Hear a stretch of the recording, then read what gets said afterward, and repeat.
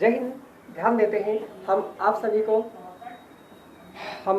को अगली क्लास में भारत के गवर्नर जनरल में हम परिचय कराते हैं। एक छोटा सा संक्षिप्त परिचय देते हैं लॉर्ड डलहौजी के विषय में। देखिए लॉर्ड डलहौजी के विषय में हमने देखा था। लॉर्ड डलहौजी का जो समय 12 जनवरी 1948 से लेकर के 28 फरवरी 1856 तक है। ठीक है, 1848 से लेकर के 1856 तक। जैसा कि आप जानते हैं 1848 से लेकर के 1856 के बीच में आप जानते हैं बहुत बड़ी चीजें देश में हुई है। ठीक है, और यही से पृष्ठभूमि तैयार हो जाती है 1857 की क्रांति की। ठीक है, तो जिसको हम पढ़ेंगे बाद में। तो अभी हम केवल भारत के गवर्नर जनरल पढ़ते बस और कुछ नहीं। ठीक है, इस पे ध्यान देते रहेंगे। देखिए जो भारत, ये लॉर्ड डलहौजी इंपॉर्टेंट सवाल है। लॉर्ड डलहौजी को भारत में अर्ल ऑफ डलहौजी के नाम से जानते हैं। यह एक कट्टरता उपयोगितावादी और साम्राज्यवादी था। उपयोगितावादी का अभिप्राय जहां पर जिसका उपयोग होना हो बस उसको रख लो, बाकी अनावश्यक नहीं। ठीक है, साम्राज्यवादी मतलब अपने साम्राज्य में, ब्रिटिश साम्राज्य का भारत में बहुत बड़ा निर्माण करना चाहता था। ठीक है, और ये भारत में सुधारों के लिए प्रसिद्ध है क्योंकि भारत में इसने बहुत कुछ सुधार किया। ठीक है, अभी क्या क्या सुधार किया अभी हम समझते हैं। ठीक है, जैसे रेलवे आदि बहुत सारी चीज जो वर्तमान स्वरूप हम देखते हैं इसने व्यवस्थित किए। जिनमें से देखते हैं इसके समय में एक प्रसिद्ध युद्ध हुआ था, द्वितीय आंग्ल सिख युद्ध। द्वितीय आंग्ल सिख युद्ध हुआ। द्वितीय आंग्ल सिख युद्ध आपका हुआ कब?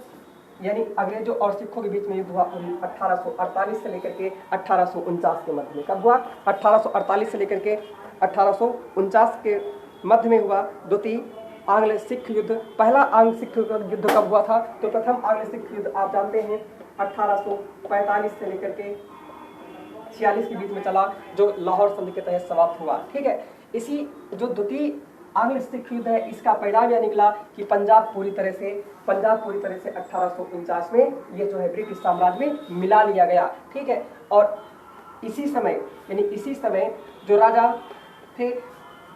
राजा थे आपके सिंध के, जो पंजाब के राजा थे, पंजाब के राजा से कोहिनूर हीरा प्राप्त करके ब्रिटेन भेज दिया गया। कहाँ भेज दिया गया? ब्रिटेन।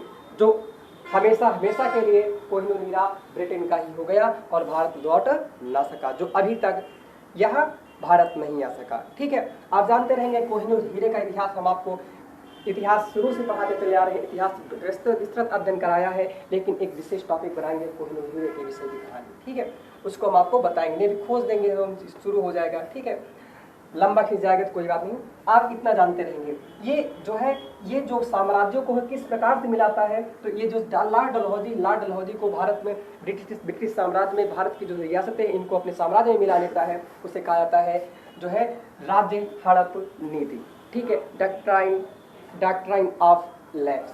ठीक है, आप इसे याद रखे रहेंगे। इसे राज्य हड़प नीति का जनक भी कहा जाता है। ठीक है, इसे ध्यान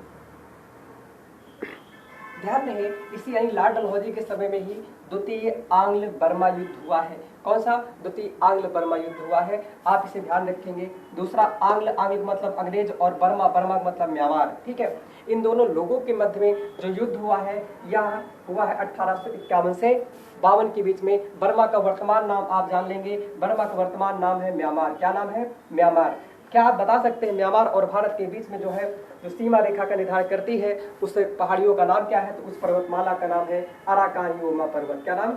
अराकान योमा पर्वत। क्या आपसे कभी पूछा जाए भारत और म्यांमार के बीच में जो सीमा है, इसके बीच यानी बाउंड्री, हमारी भारत और म्यांमार के बीच की जो सीमा है, इसकी जो बॉर्डर है, बॉर्डर पर कौन सी पुलिस रहती? तो इसे आप याद रखेंगे असम राइफल। कौन?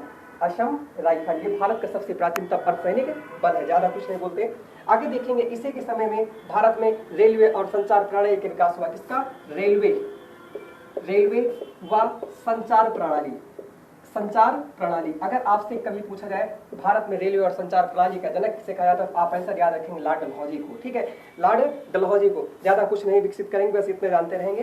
ये जो है सबसे पहले देश में जो ट्रेन चलाई गई, कब चलाई गई? तो याद रखेंगे 1853 में। 1853 में पहली बार देश में जो है रेलवे चलाई गई, ट्रेन चलाई गई। वो भी कौन सी? बंबई से थाड़े के मध्य। कौन? बंबई से थाड़े महाराष्ट्र के मध्य में चलाई गई, करीब 34 या 35 किलोमीटर के बीच में। आप इसे याद रखे रहेंगे। ठीक है, और इसी समय भारत में दार्जिलिंग सिक्किम को भारत में मिला लिया गया। कब मिला लिया गया? इसी के समय में जो है भारत में दार्जिलिंग व सिक्किम को भारत में मिला लिया गया। आप इन सभी चीजों को याद रखे रहेंगे। और आप जानते हैं इसी समय, वेरी इंपॉर्टेंट पॉइंट है, इसी समय जो है चार्ल्स वुड का घोषणा पत्र आया था। कौन? चार्ल्स वुड का घोषणा पत्र आया। ठीक है, चार्ल्स वुड का घोषणा पत्र आया था। आप इन चीजों को याद रखेंगे। चार्ल्स वुड का घोषणा पत्र आया। ठीक है, कब आया? 1854। डेट याद रखेंगे, 1854 में आया।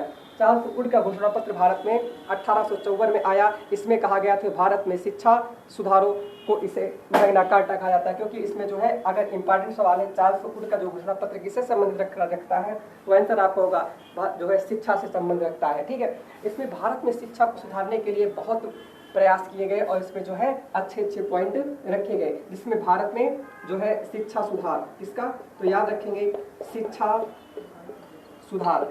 सुधारों का मैग्ना कार्टा कहा जाता है। क्या? Magna carta. शिक्षा सुधारों का मैग्ना कार्टा किसे कहा जाता है? तो चार्ल्स वुड के घोषणा पत्र को, चार्ल्स वुड के देखो घोषणा पत्र का मतलब कुछ और नहीं, जैसे डीएम साहब कोई आदेश जारी कर दे पूरे जिले के लिए तो घोषणा पत्र बन जाता है, तो वही चीज है। चार्ल्स वुड ब्रिटिश का जो अधिकारी था, इसने एक घोषणा तैयार की इसके लिए, भारत में शिक्षा सुधार के लिए। ठीक है, जैसे आप जानते हैं नई शिक्षा नीति आती थी, यही सब है, कुछ और नहीं है। तो इसे भारत में जो है शिक्षा सुधारों का मैग्ना कार्टा किसे कहा जाता है? तो चार्ल्स वुड के घोषणा पत्र को भारत में शिक्षा सुधारों का मैग्ना कार्टा कहा जाता है। आप इन चीजों को याद रखे रहेंगे। इसी समय 1852 में, ठीक है, कनाम कमीशन आया था। कौन सा? कनाम कमीशन। इसी समय 1852 में, यानी लॉर्ड डलहौजी के समय में ही, सन 1800 याद रखेंगे 52 में कनाम कमीशन आया। कनाम कमीशन, ये कनाम कमीशन किससे संबंध रखता है? तो कनाम कमीशन के अंतर्गत ये कहा गया कि भारत में जितनी भी रियासतें हैं, जैसे हमारे आपके राजे रजवाड़े हैं, इनकी जो जमीनें थी, है ना, जैसे आप रायबरेली की बात कर लें, रायबरेली में जो है एक राजा हुआ करते जो बड़ेल वंश से संबंध रखते। किससे? बड़ेल वंश से संबंध रखते हैं। इन्हीं के नाम पर पड़ गया है भारत जो है, रायबरेली का नाम रायबरेली इन्हीं के नाम पर पड़ा है। ठीक है, तो यही एक कैसा कनाम कमीशन, याद रखेंगे का नाम कमीशन। का नाम कमीशन के अंतर्गत कहा गया कि भारत में जितनी भी रियासतें हैं जो टैक्स नहीं देती, यानी कर नहीं देती हैं, उन सभी को जो है ब्रिटिश साम्राज्य में मिला लिया जाए। तो आप इसे इंपॉर्टेंट याद रखेंगे। इसका उद्देश्य, यानी कनाम कमीशन का जो उद्देश्य था, भूमि रहित जागीरों को पता लगा करके छीन लेना, यानी जो राजा भारत में टैक्स नहीं देते हैं अंग्रेजों को, उनसे उस जमीन को पूरी छीन लिया जाए। ये जो है बेसिकली बोलेंगे इसको। ठीक है, कनाम कमीशन के अंतर्गत यह इंपॉर्टेंट सवाल है। कनाम कमीशन संबंध किससे रखता है? आप याद रखेंगे। ठीक है, जमींदारों के जमीन छीनने से संबंध रखता है, अर्थात ये जमीनी टैक्स से संबंध रखता है। ठीक, इसे याद रखेंगे। अगला देखा जाए तो 1854 में इसी के समय में नया डाक संशोधन अधिनियम आया। ठीक है, कौन सा? इसी के समय में आया नया डाक, कौन? नया डाक घर एक्ट, यानी नया डाकघर अधिनियम आया। इसमें कहा गया भारत में सर्वप्रथम डाक टिकट प्रस्तुत किए गए। ठीक, क्या? सर्वप्रथम डाक टिकट। तो बताइए भारत में सर्वप्रथम डाक टिकट कब प्रस्तुत किए गए? भारत में सर्वप्रथम डाक जानते हो, पोस्ट ऑफिस डाक टिकट जो है सर्वप्रथम किसके समय? लॉर्ड डलहौजी के समय प्रस्तुत किए गए। प्रस्तुत किए गए। ठीक है, अब ये कौन सा, कब, कैसे, तो ये ग्रामीण विकास में आपको भी बताएंगे। ठीक है, प्रस्तुत किए गए। इन्हीं चीजों को आप याद रखेंगे। और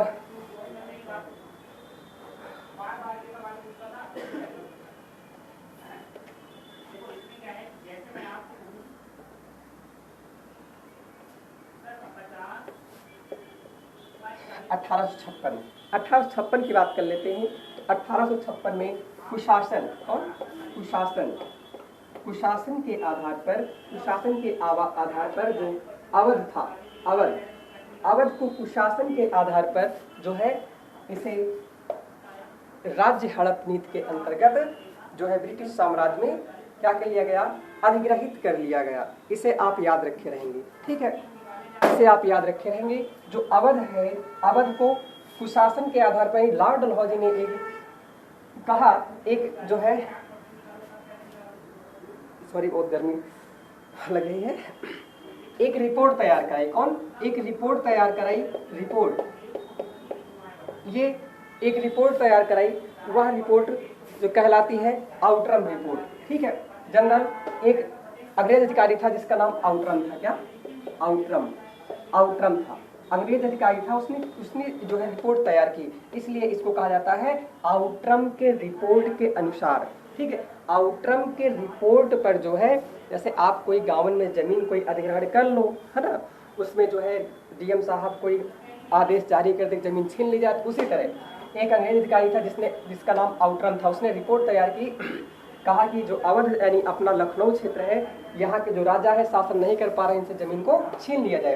तो जो है आउटरम की रिपोर्ट के आधार पर आरोप क्या था? कुशासन, कि शासन नहीं कर पा रहे हैं सही से। ठीक है, तो कुशासन के आधार पर जमीन को छीन लिया गया, अर्थात पूरे अवध साम्राज्य को छीन लिया गया। तो याद रखेंगे कब छीना गया? अवध साम्राज्य को ब्रिटिश साम्राज्य कब मिलाया गया? याद रखेंगे 1856। किसने जो है, किस रिपोर्ट के आधार पर? आउटरम रिपोर्ट के आधार पर। किसके समय में? लॉर्ड डलहौजी के समय में। इन चीजों को आप याद रखेंगे। आप बता सकते हो उस समय राजा कौन था?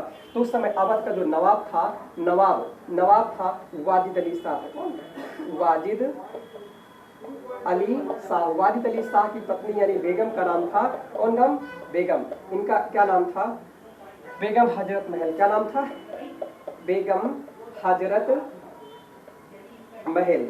कभी पूछ लेना दिल्ली के बादशाह जो थे, दिल्ली के बादशाह का नाम क्या था? दिल्ली के बादशाह का जो नाम था, वह नाम था जो है बहादुर शाह द्वितीय। क्या नाम? बहादुर शाह द्वितीय। इनकी पत्नी का नाम जो था जीनत महल था। क्या नाम था?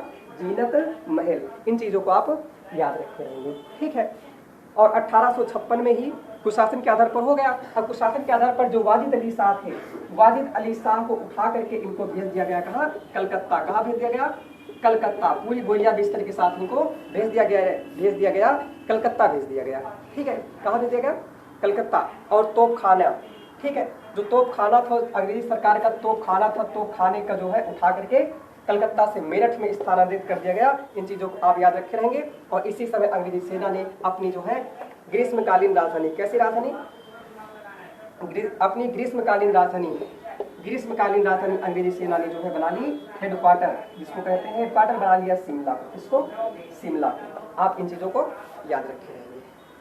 ठीक है, और जो भारतीय बंदरगाह थे, भारतीय बंदरगाहों को जो है अंतर्देशीय विकास के लिए खोल दिया गया। ठीक है, इन चीजों को याद रखे रहेंगे। और इसी समय लॉर्ड डलहौजी के समय में ही आप याद रखे रहेंगे सन 1854 में ही, ठीक है, ईश्वर चंद्र विद्यासागर। किसके? ईश्वर चंद्र विद्यासागर। ईश्वर चंद्र विद्यासागर। इन्हीं ईश्वर चंद्र जो विद्यासागर है, ईश्वर चंद्र विद्यासागर के प्रयासों से ही भारत में विधवा पुनर्विवाह एक्ट, ठीक है, क्या पास किया गया? भारत में हिंदू विधवा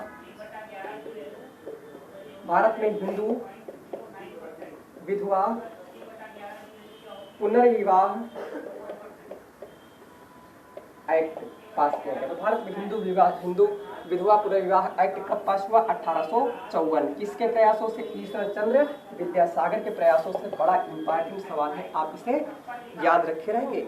ठीक है, और नर बलि प्रथा पर रोक लगा दी गई पूर्ण रूप से। ठीक है, इन्हें याद रखे रहेंगे। अब कुछ चीजें हम जानकारी रख लेते हैं। भारत में लॉर्ड डलहौजी के शासनकाल में कुछ क्षेत्र थे जिनको अधिग्रहित किए गए। ठीक है, तो आप याद रखे रहेंगे। तो इसको क्या कहा जाता है? इसको जो है भारत में राज्य हड़प नीति का जनक कहा जाता है। क्या कहा जाता है?